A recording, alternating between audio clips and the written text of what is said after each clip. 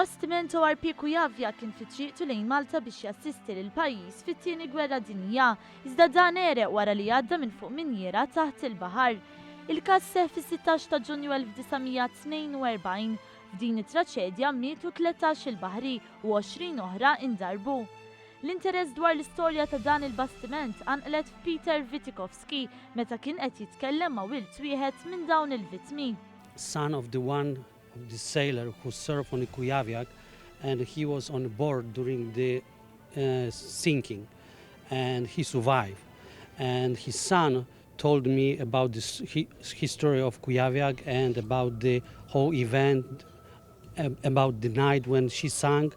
Iltqajna ma' Witkowski waqt il-kommemorazzjoni tal-vittmi ta' din it-traċedja li saret it-tlieta fil-għaxija fil-barrakka ta' fuq.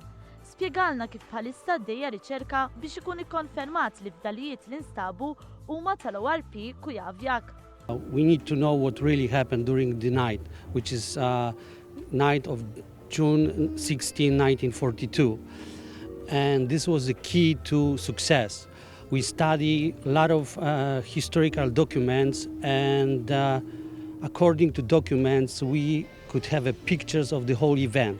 Għalissa l-post eżatt fejn qiegħed dan il-bastiment se jibqa' sigriet sakemm il-qudiem iż-żona tibda titqies bħala waħda storika.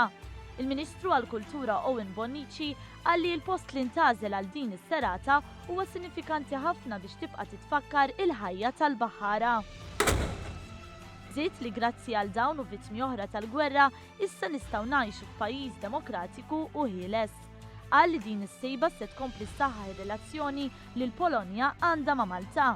Il-Ministru Bonnici spjega kif iż-żewġ pajjiżi m'għandhomx komuni biss il-kuluri tal-bandiera nazzjonali, iżda għandhom ukoll kulturi b'saħħithom ta' ġustizzja.